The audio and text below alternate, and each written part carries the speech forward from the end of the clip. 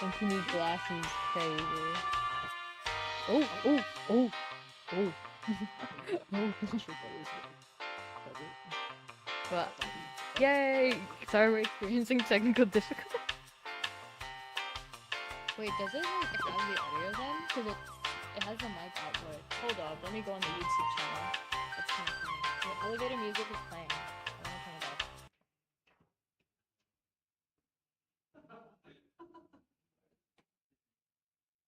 Bro, Ricky, we placed the order for pizza way too early.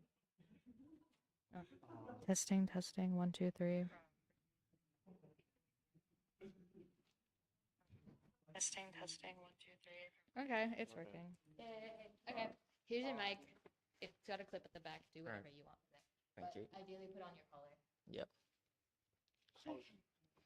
Hold on, Shromm Gaind, Discord, and... Oh yeah, wait, okay. Pre-show, I'll transition. Should we put it on the announcement or this event? Events. Give me Alright, a second, let me get my laptop, then we can... We'll need to turn this laptop around. okay. Oh, actually, it's not to mention. We can I think it's fine.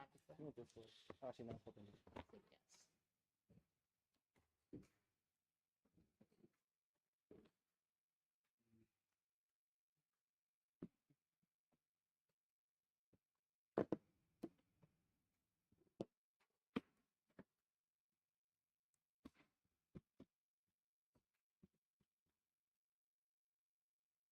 Who's a view? It might be much, it says we have one viewer. Yeah.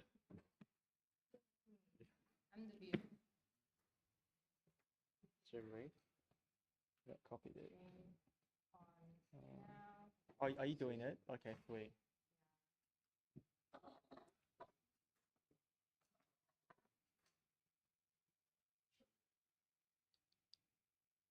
Okay, done. The transition and... I do actually. Just tell Benjamin on how much he's missing out. Just tell Benjamin on how much he's missing out. All right, Richie, get ready to say stuff.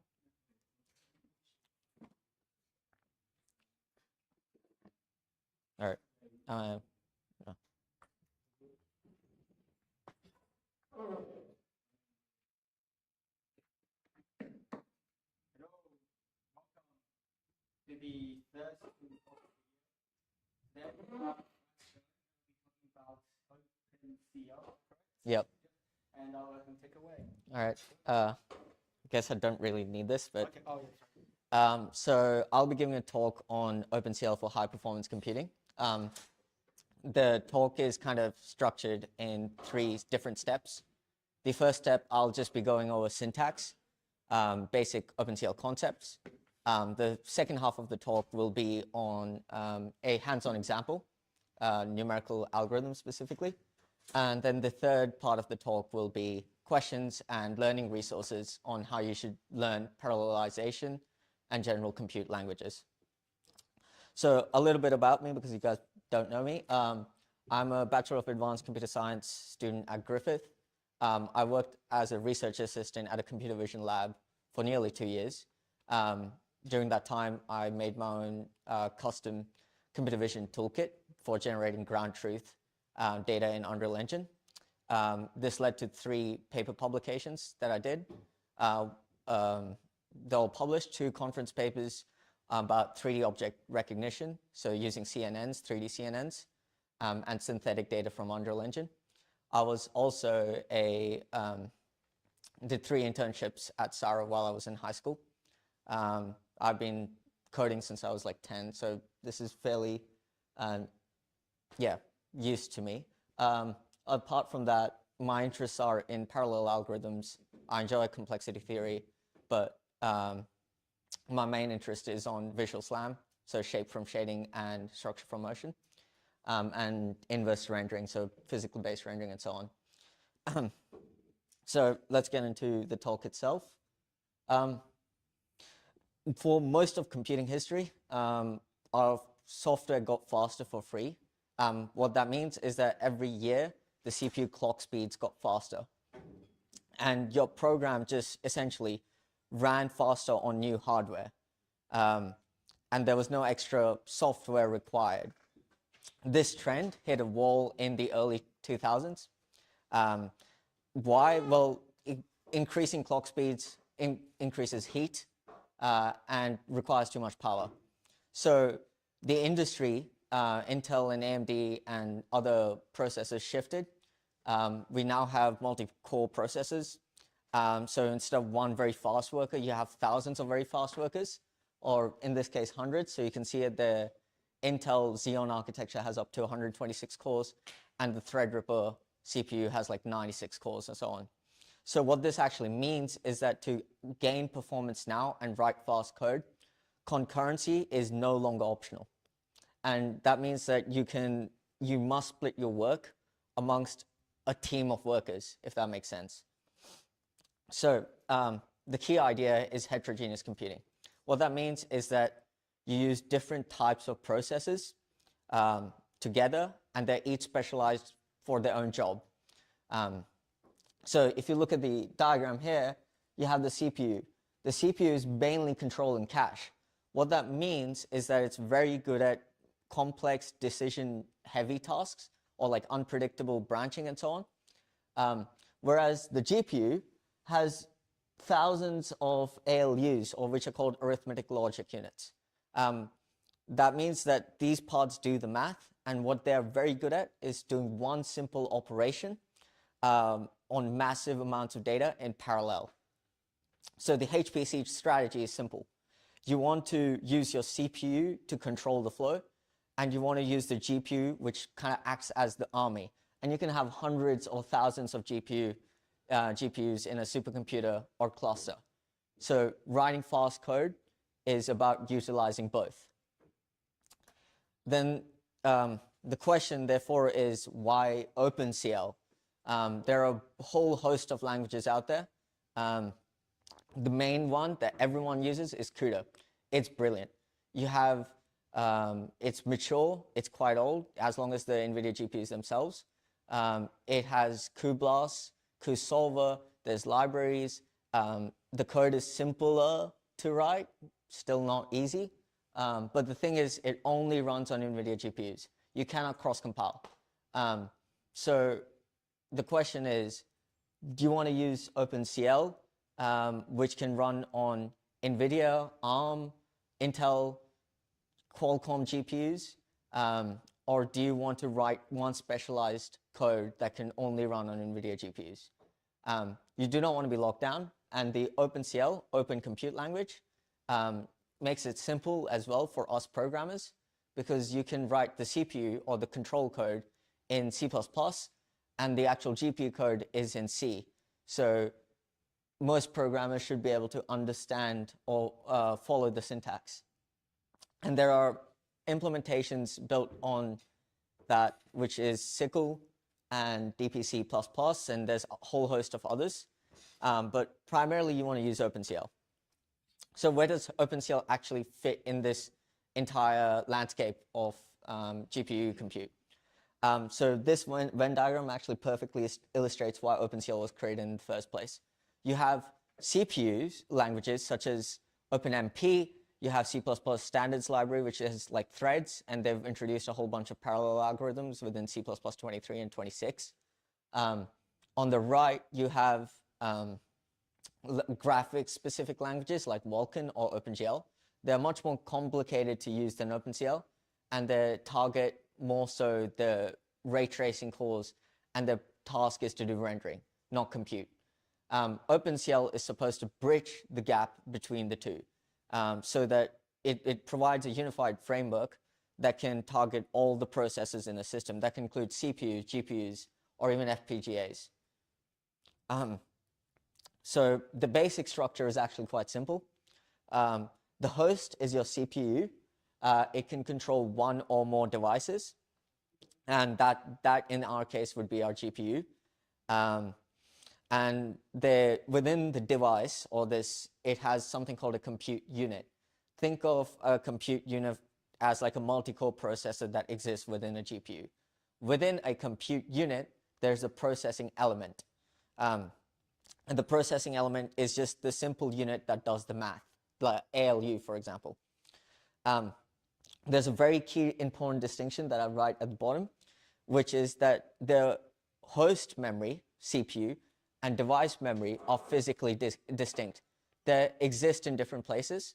So you have VRAM on the GPU and you have RAM on the CPU. PCIe transfer between the two.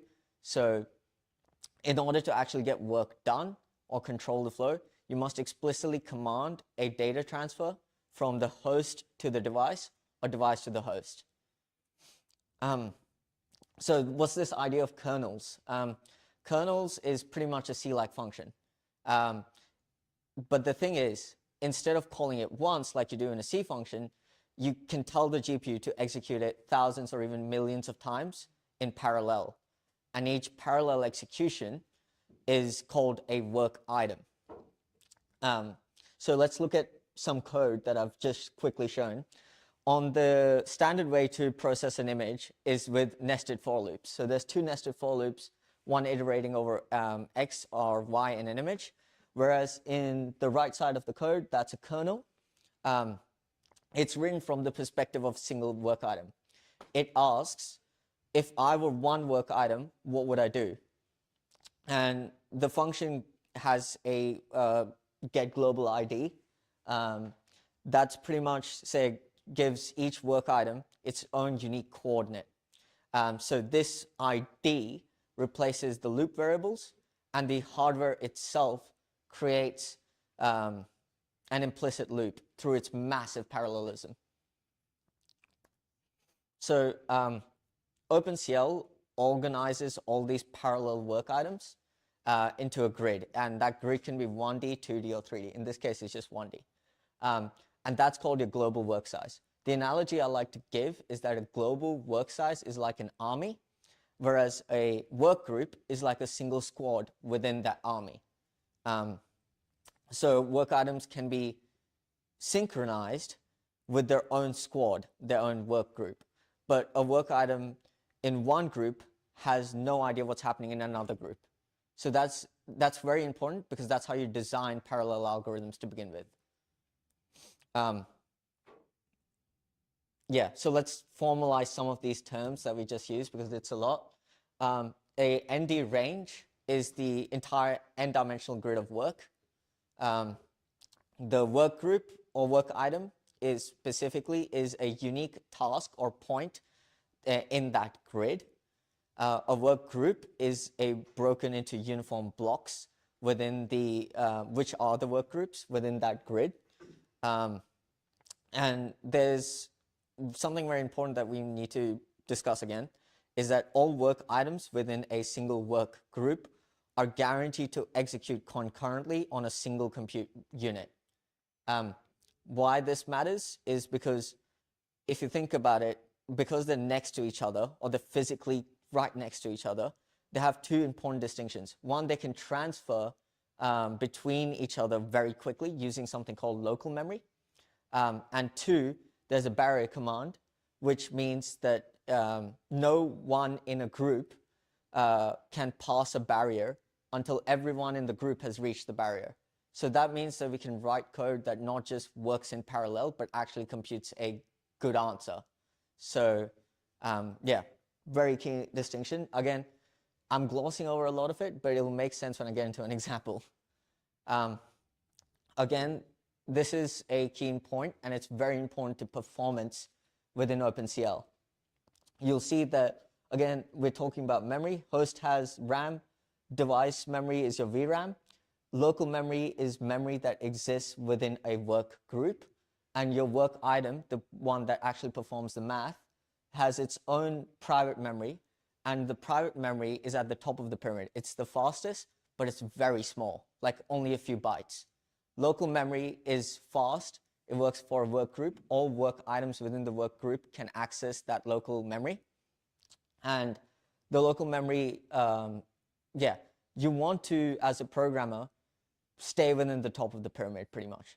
You want to be explicitly telling the code to run either on private or local memory. The global memory is slow. You don't want to go from a work group, call something from device memory, and go back. And most importantly, you do not want to be doing transfers over the PCIe lane. That's slow, it's very high latency, and you're going to block all your performance. So let's actually look at how you structure OpenCL code to begin with. The central environment, that manages everything. You start with your kernel source code, which you compile into a program object. That's your program. Then there's the memory object, which is called buffers. They are they're the data that's actually held within your GPU. And then there's the command queue. The command queue is something new, but it's essentially where you submit all the instructions that you're going to send, like copy this data or run this kernel. And yeah, you can see there's a pattern. You start by compiling your code, you create data and arguments, and you send it to the execution model or the command queue. Looking at the command queue briefly is that the command queue is how the host program, the CPU, talks to the device. And it's asynchronous by default. So what that means is that when your C++ code that you write on the CPU calls a function like clnq nd range kernel, where it's calling for the nd range, it does not wait for the GPU to finish. It just drops the command in the queue, and then it returns to control your program immediately. And this is very important because it allows the CPU host and device GPU to work at the same time. While the GPU is busy doing one task, the CPU can be doing another task concurrently or like at the same time. This ability to actually overlap performance is very important to performance. There's two types of execution models I'll just briefly touch on. Is that you can either send commands in or execute commands in the order they're sent, or you can tell the command to be out of order. So the device driver actually decides how to optimize the command queue. I would not recommend it, but sometimes it works. So buffers and other memory objects is that there is a object or a space qualifier called CLMem, and it's essentially, think of it as a special pointer to a region of memory on the GPU. And the most common type is a buffer object, which is just a simple 1D array that lives within the GPU's global memory, or VRAM. The process is actually quite simple. Is that you allocate memory on the host CPU with malloc. It's an old way of doing it, but whatever. You create a corresponding buffer on the GPU using CL create buffer, which is just there. And just a bit of a pro tip when you are writing code, and we'll see in my example, is that I use H underscore for host pointers, and I use D underscore for device pointers or device handles. It's just very useful because you want to avoid confusion. Yeah, when you create a buffer, a flag argument is very critical to performance because it lets the driver decide what you plan to do with this memory that you've just allocated to the GPU. So I'll just quickly go with 3 examples. Is that there's CLMem read only, and you're essentially promising the kernel that you will only read from this. So then the driver might decide to place this in a very special place within the global memory, and that's your reader-only hardware cache. It's separate, but it's fast. There's CLMem write only, and you're telling the driver that you don't care about the initial content. And then there's CLMem copy host pointer, which is very useful when writing code because it's a bit of a shortcut. It tells the driver to both allocate the device buffer and copy data from the host into it. And it does this all in one step. So it's also very useful for flags, as a flag. So moving data is, once the buffer actually exists within the device, you need to move data to it and from it. You can use clnq write buffer, and that's for host to device. and then you can use CL enqueue read buffer that's from device to host. And you'll see that there's a third argument within my function that's called CL true. That's a blocking command. And a blocking call is essentially meaning that your host program pauses at that line and will not continue until the data transfer is 100% complete. So that ensures that you're not sending, or the program isn't executing until all the data is done. Later we'll see CL false because there is also that, but it doesn't matter for now. So kernel programming is actually pretty simple if you've done C. It's pretty much C standard, it's C99 to be specific. It looks familiar for people who've done C. There's the kernel function, and that's marks a function, and that's your entry point that can be launched from the host. Host, again, is the CPU. There's global or constant, and that's any pointer to device memory that must be marked with an address space qualifier like this, and it tells the compiler where the data lives. There's the work item specific functions, so there's get like global ID, for example, and these are just the built-in functions that lets the work item know its location within that grid that I showed earlier. And there's two very special distinctions you need to make about writing GPU code. The GPU does not have stack management, so you cannot write recursive code. Your code must be iterative. I'll get into what that means a bit later, but it must follow that work queue pattern that I showed earlier. And you cannot absolutely pass function pointers as arguments to your kernel. That won't work. Again, it's just because of how the GPU is designed. Like I talked about in explicitly managing memory, there are 4 different types of space qualifiers that you must use to tell where the data actually lives. So there's the global, that's your default, exists on the global memory or the device memory, like VRAM. There's the local that exists within the work group, and it declares the memory on that area. There's constant, which is for read-only, and then there's private, which is for a single work item, fastest again, but very small. So just think about what a GPU is for a second. It's a single instruction, multiple data machine.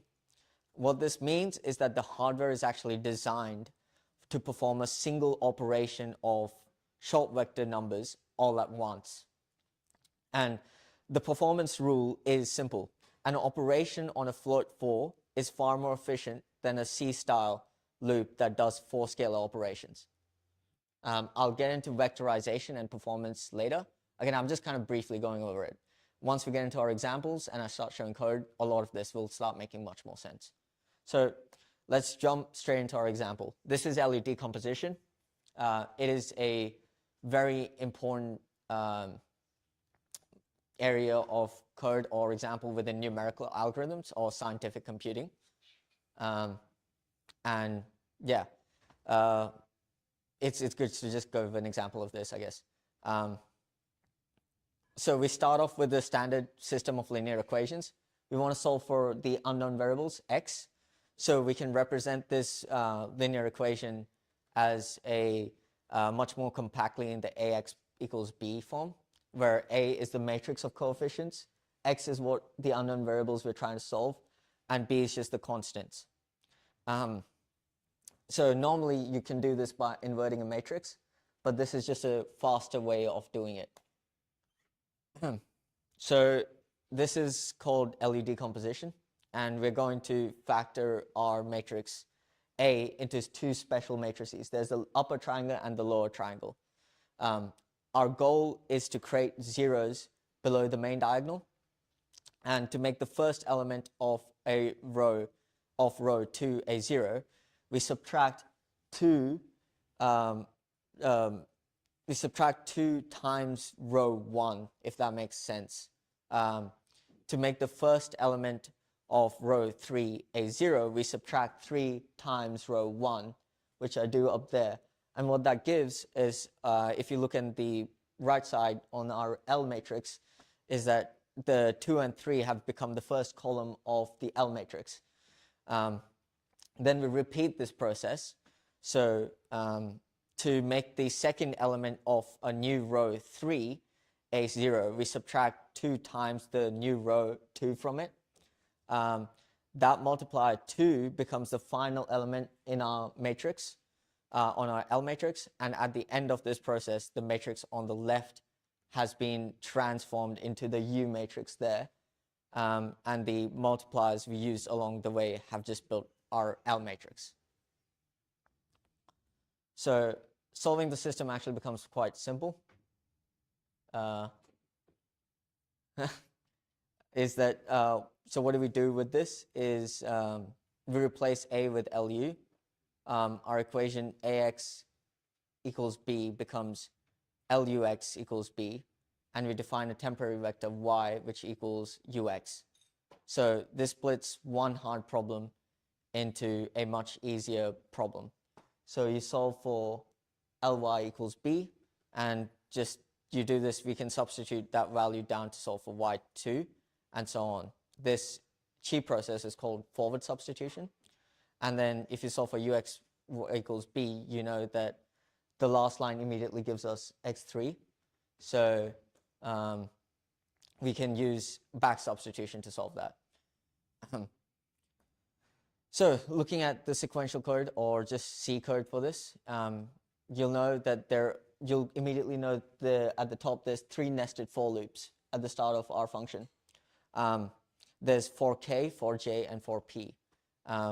And this structure gives us the algorithm, O cubic complexity, or big O cubic complexity. What this means is that if you double the size of the matrix itself, the runtime increases by a factor of 8. For large matrices, this is extremely slow. So what we're parallelizing is the decomposition part, not the substitution part.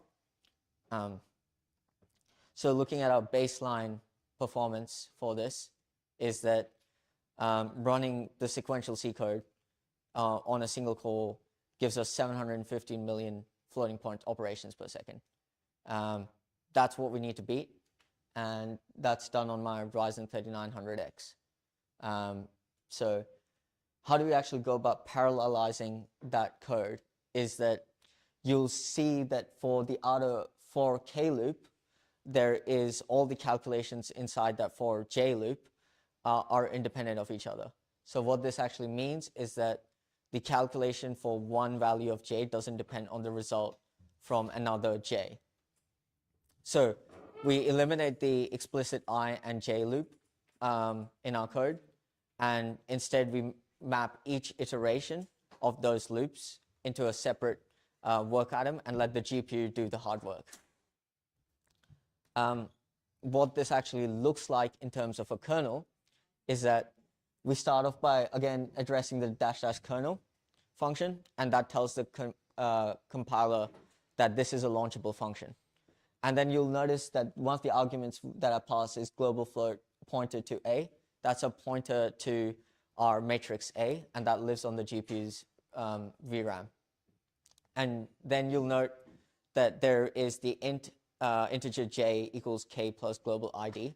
And this is the core of our parallelization, because you use get global ID, which gives each work item its own unique ID.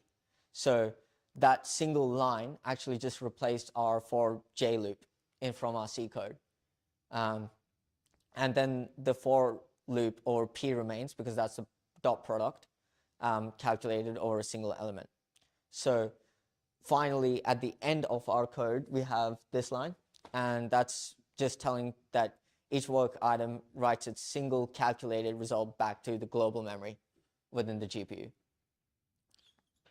So the second kernel, which is the column, is actually fairly similar. Is that you get global ID, but you iterate over Y instead this time, so replacing the for I loop. But there's a critical data dependency where that's the pivot element, the pivot inversible element there. And what this actually means is that there's a race condition. There's a value that you get but that value that we just computed from the LU row kernel, if we launch both of these kernels at once, what this means is that the kernel might read an old stale value from the previous kernel. And the consequence is that we must dictate how we write our host code to complete the row kernel first, then compute this column kernel. Otherwise, we get rubbish answers. So looking at a host code, that's how we start off. So you first off start by getting the device itself. There's CL get platform ID, and then there's CL get device ID. And that's just telling, querying the OpenCL hardware. So is there an NVIDIA GPU, Intel CPU, and so on. And then you create the context. This creates a management environment for our chosen device itself. And then you have CL create command queue, which is the communication channel to the device itself. This is where we'll send all our commands, Then there's the second part. You prepare the data and you prepare the kernels. So you start off by firstly loading the kernel source code, which is written in a .cl file. The CL create program with source function creates a program object from that code. And then there's the CL build program. That's pretty much where our kernel is converted into machine code using the OpenCL's just-in-time compiler. And this is what actually makes OpenCL portable and run on pretty much every device. So after that, we start extracting the LU row kernels and LU column kernels from the compiled code using CL create kernel. And then we start, this is actually right at the end, that's our first command. And we copy the matrix from the CPU's RAM to the GPU VRAM using CL and Q write buffer. So this is where we actually do the main code. You'll start by the right-hand side, you'll see there's a outer for loop that iterates over k equals n. And this is just like our original sequential code. We start off by creating a kernel argument. So we need to update the value of k for both kernels or for each iteration to begin with. And then you start off by launching the row kernel. And you'll notice immediately that there's an and row event right in one of the kernel arguments. And that's essentially just telling the code to create a signal when that kernel is complete. And then you'll look at for the CL NQ ND range for the column kernel. And there's again, there's the and row event.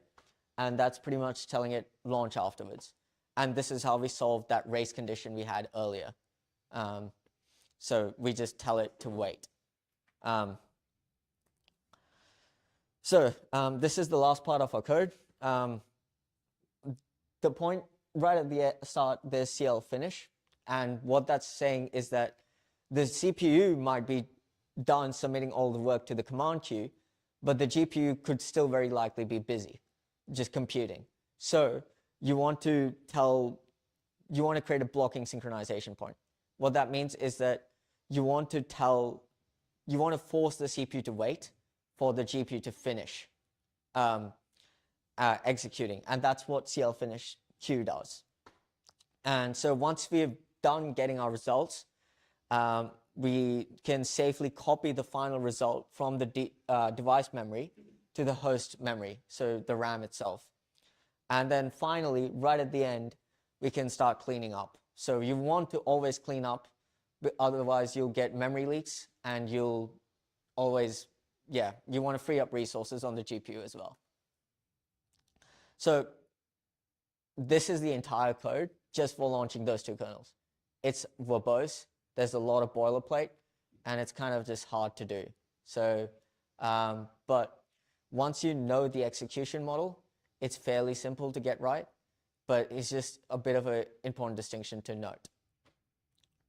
So what this actually looks like in terms of performance is that we've got 21,000 million floating point operations per second now, compared to our traditional C code, which is already fast. That's a 29 times speed up. You'll also note down there, there's an absolute maximum error.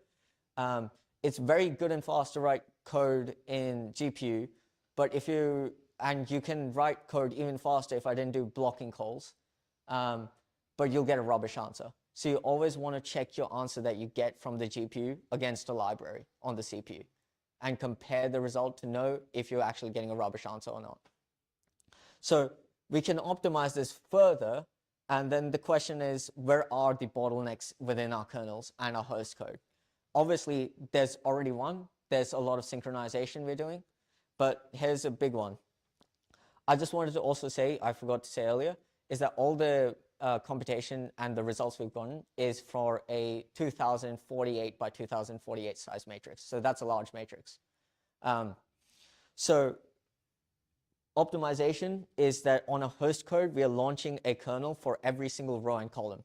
So if you think about it, for a 2048 sized matrix, that's over 4,000 separate kernels, our separate kernel launches. That's slow because you're doing quite a lot of transfers from the host to the GPU. And it's small for one kernel, but it just adds up. And there's 4,000 of them. So there's a lot of significant wasted time. But there's a much, much bigger problem, which I kind of touched on briefly, is that our kernels are memory bound. The kernel the GPU, which is the fast part doing the math, spends a lot of time waiting for the CPU to actually arrive data from the CPU RAM to the device memory. Again, it's over the PCIe bus, so you want to minimize this. So what do we actually do about going through this is that we need to change the algorithm itself, because this algorithm, the previous one, is not just about like a simple code tweak. It's about just changing how we fundamentally solve the problem. So the core idea that most people use within scientific computing is called block LU decomposition. So something like a 2048 size matrix is divided into 4 blocks. There's just like M, A, B, C, D. There's just 4 sub-matrices within a single large matrix. The idea is still the same. We still want to factor M into L and U, but now L and U are also made of blocks themselves. The key point is that for this matrix to actually work is that A, the submatrix A, has to be invertible. So how do we actually go about finding these unknown block answers? Is that we start with our target equation. The block matrix M equals the dot product of L and U. So if we perform this block multiplication, we get the expression on the right. And for the top left, it's L11 times U11. For the top right, it's L11 times U12, and so on. So once we equate this result block by block, we get our original matrix, which is M equals A, B, C, and D. And you can see that that's what I've just shown up there. So how do you actually go about factorizing?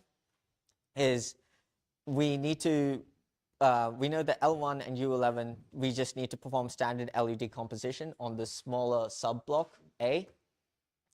And then the step 2 is that since we already know the value of L11 from decomposing A, we can then find the value of U12, and that's just the invertible of L11 times that by B. And then again, this is actually using forward substitution, which I showed earlier. And for C, again, we know the value of U11 from A, so we can then do triangular solve again to get the value of C. Again, both of those operations up there are very parallelizable. The last point is that once we've solved and come to our final piece of the puzzle, is that our block multiplication gives us this equation at the top, which is D equals L21 U12 plus U21. You get the idea. So we can rearrange this equation to isolate the L22 and U22 term. That's our final block. This, again, is just using substitution, which we found from the previous slide. We know that L21 and U12, which we found, and this gives us this longer expression up there. And if you look closely, L11 and U11 is A from our previous slide. So that actually simplifies down into this matrix of computation right here. This is the largest matrix, and it's going to be what we parallelize the most. This is our cubic operation. So that's called a gem kernel. And it's pretty stacked on like standard in numerical computing. So our algorithm now looks like this, is that we start off with the decomposing panel, which it's a serial task. You want to do this on the CPU and then move to the GPU once you've decomposed the panel. Then there's step 2, is that these are the TRSM kernels. They are parallel, they run on the GPU. That's from slide 2. And then the gem kernel is in the slide 3, and that's solving the D minus C times A2, which is invertible B. So what that, another point I'll just quickly introduce is because I mentioned barriers earlier. And you need to be careful with barriers, but we use a barrier function, and it's pretty much, it's a checkpoint that no work item in the group can proceed until every work item has reached it.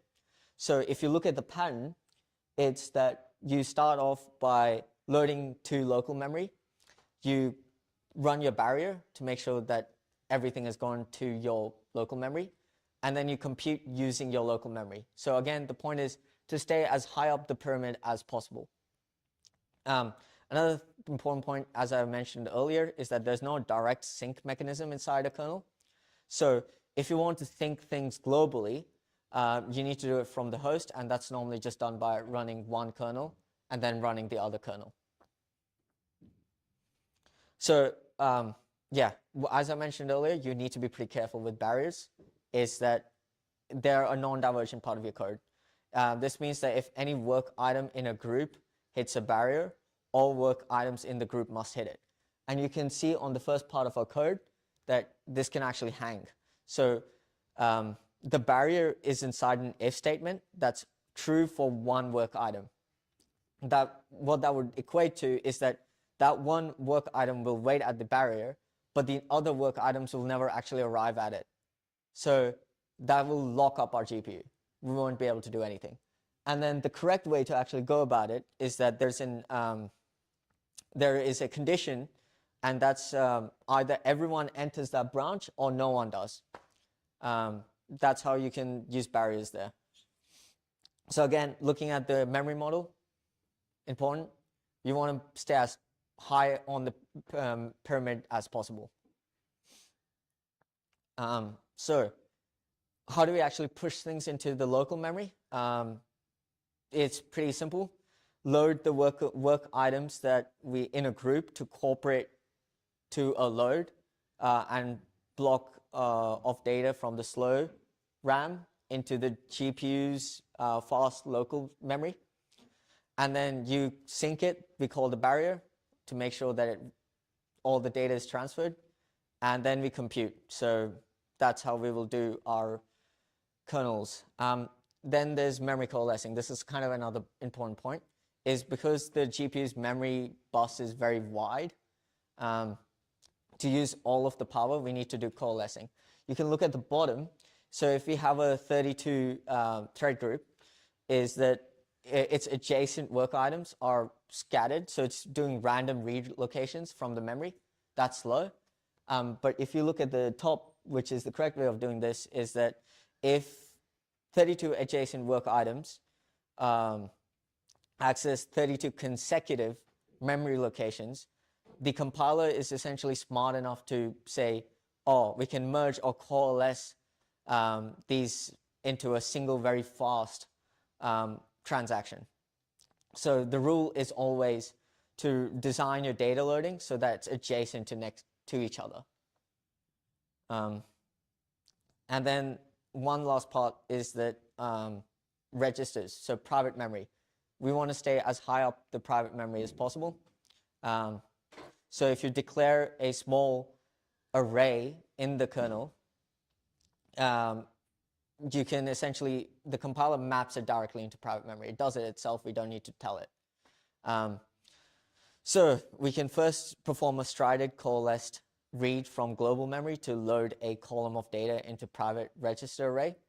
And this initial read is actually slow, but the payoff is quite huge. We can then reuse this data over and over and over again in the private memory, and that's the fastest way possible. And it more than makes up for that initial slow read we do. So another point is that you want to maximize the occupancy. You want to be able to say that keep the GPU's compute units busy 100% of the time. You never want to have an idle time. So occupancy is the ratio of active work groups to maximize the number of compute units that the GPU can support. And yeah, so the reason we want to do this is something called latency hiding. If one group has to stall and wait for memory, the hardware schedule can instantly swap into another work group that's ready to be computed. This hides the memory latency and keeps the math units, the ALUs, busy all the time.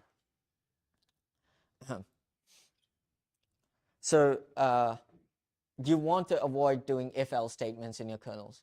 And the reason I say this is the diagram there is that if some work items in a subgroup, which is essentially a collective group of work items, need to take the if path and the others need to take the else path, the hardware has to serialize.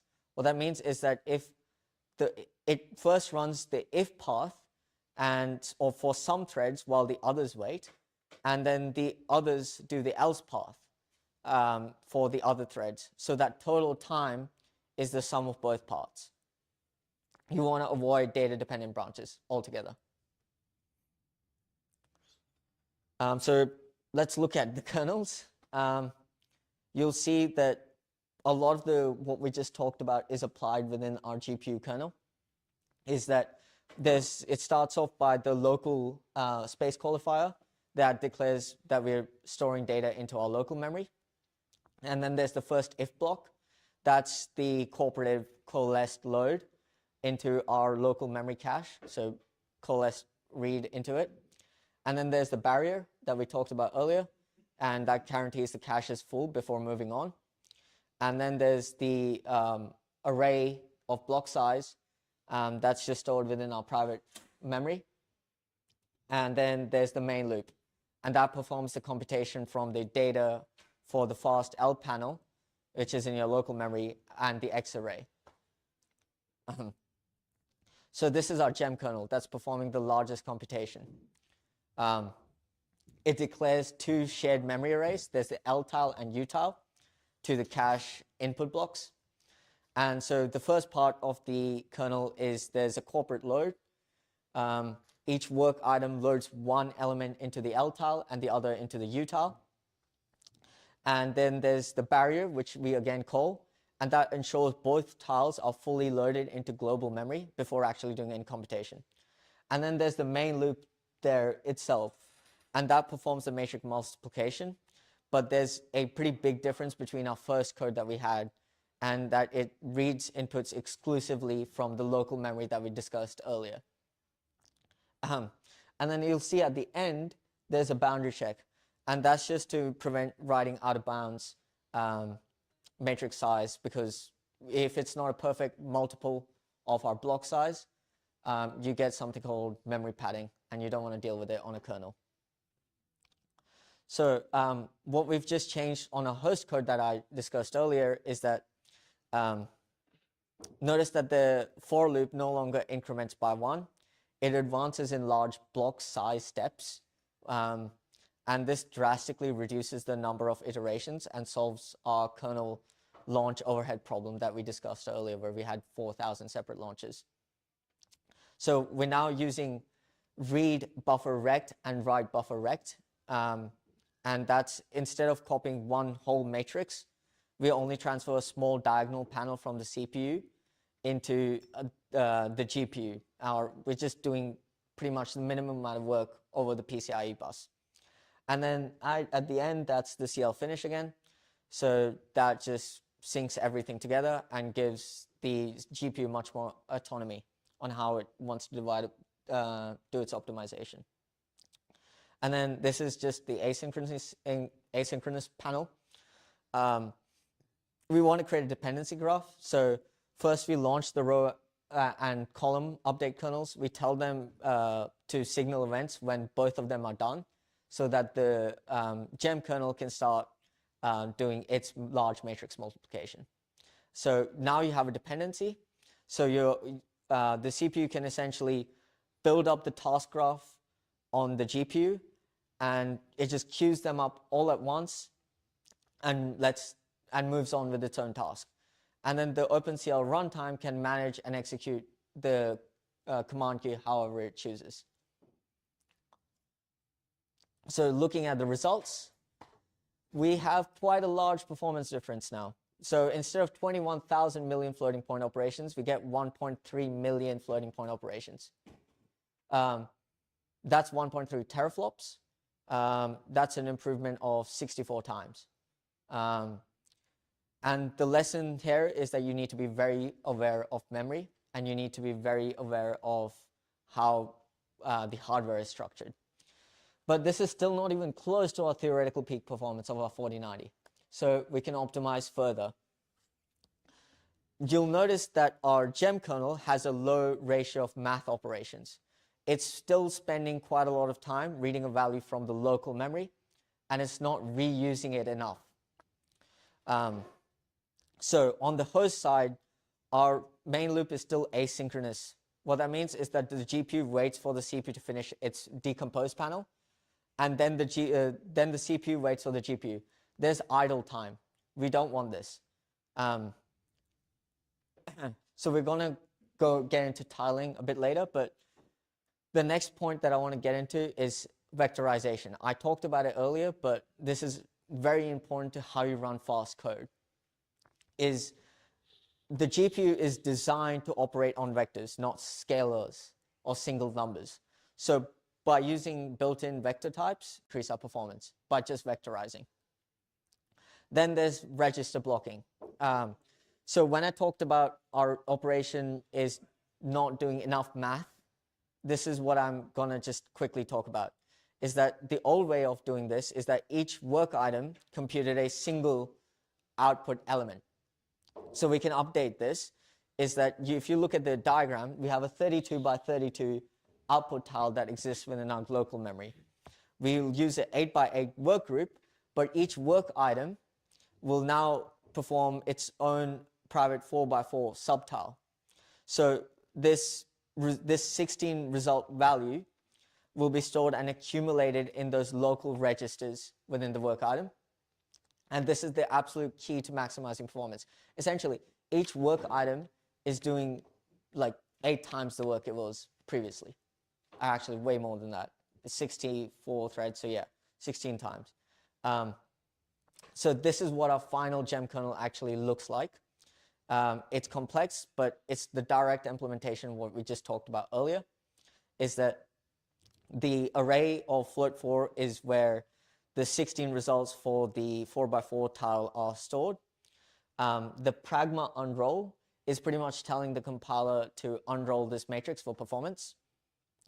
And then there's the core loop, and that's pretty much saying that in each iteration, a thread fetches 1 U vector and 4 scalar L values, and then reuses that U vec that we just called 4 times, and that's called a fuse multiply add instruction. This dramatically increases the ratio of math that we perform per work item. So looking at a host, there's something called pin memory. So when you allocate memory or new memory, the OS gives you pageable memory. That essentially means it can move it around however it chooses. So the GPU needs a fixed stable address to copy from. And the driver does this hidden operation, which is slow, is that your pageable memory is then gone into a pin staging buffer, and then it goes to the GPU.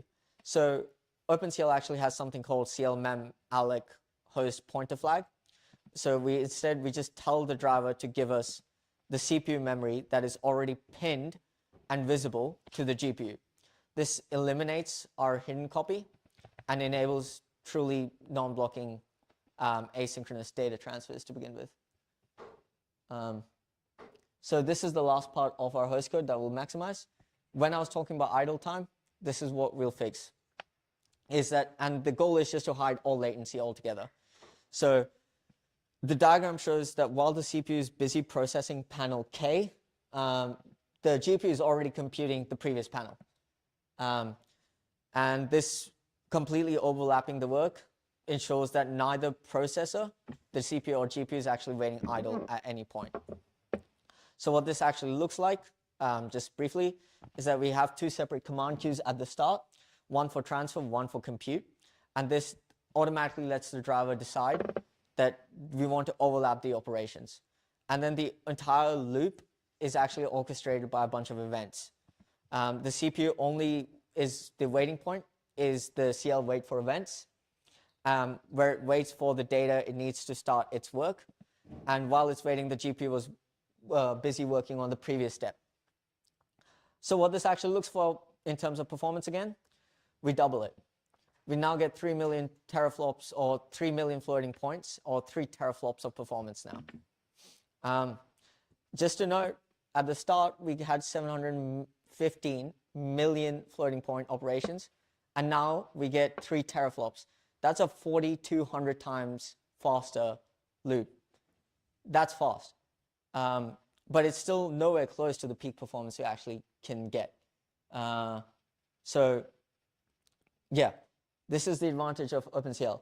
But now, just looking at our gem kernel, the actual gem kernel that does the large matrix multiplication, if you look at a library, it achieves 41.3 teraflops of performance. The way it does this is we compute all our resources in float 32. And if I use something like float 16, which is not available in OpenCL, we double our performance again. But I get 18 teraflops and the library gets 41 teraflops. That's the peak of what you can achieve on this GPU. So the last point is just learning resources. It's simple. I would actually recommend starting with C++ Concurrency in Action. It's a very good book. I've read it. It gives you a lot of the basics of what I just discussed are discussed in that book. If you can learn how to write concurrent code on the CPU, you can very easily learn how to write parallel code on the GPU. For OpenCL code in specific on how you want to learn the syntax or learn what I've just shown, there's simple OpenCL samples, and it's written by a guy called Ben Ashbra. He's one of the major people that works on the OpenCL runtime library. He's one of the major contributors. There's data parallel C++. That's for SYCL, which is a higher abstraction. So if you're familiar with C++ more than C, then you can write code in SYCL instead. And then there's FluidX3D. That's if you want to, or the way I normally learn things is I look at code and dissect it. And that helps me understand. And FluidX3D is the absolute peak of how you write very, very fast OpenCL code. So if you can learn to recognize that code and see how they've done performance optimizations, you'll be very, very comfortable. And so, yeah, that's it. Any questions? Yeah, go ahead. How does OpenCL compare to more GPU-focused things like SpearV, where you can... Well, SpearV is, it actually uses SpearV at a compile time. OpenCL is the higher extraction. Spear 5 is machine code. You wouldn't want to use it. OpenCL just gives you the abstraction you need to write actual readable code. Any other questions? Yeah, go ahead, Matt.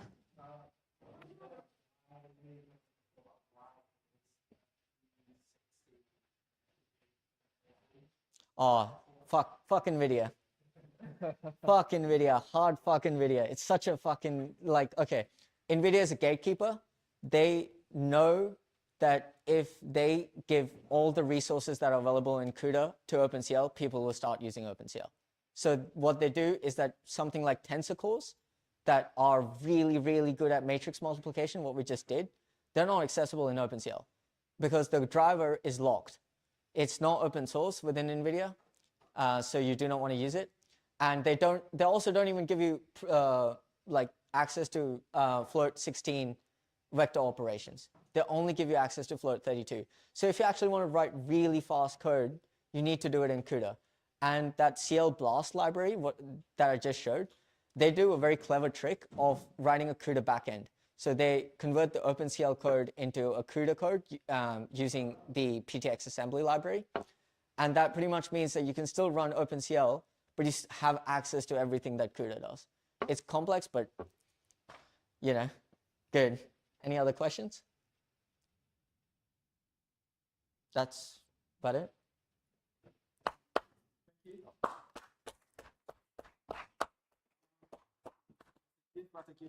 Oh, thank you. Yes, Mark, welcome to the Mark game. Ah, thank you. No worries. Yeah, so thanks for coming. There's food, peace outside. So there are dietary requirements. If you get dietary requirements, I'll do us that you go first and tell what I'll do after. So does anyone have dietary requirements? Anyone? Alright. Okay, if no one, then everyone can get out. One more line and it'll be pizza. Thank you.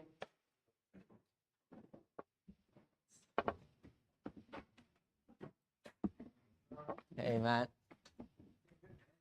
Yeah, thanks. Sorry I wasn't here. No, it's all good. What were you guys laughing over? What were you guys laughing over? You guys are like laughing a lot. Whatever. To the event, do you know how the event is at 5 p.m., right? Yeah. I was going off the Discord event, which was set for 6 p.m. Was it? Yeah. Like, look. It's, if you go to see, it says it started now. If you go event details. Holy shit. Okay. Ends at 7. Right. So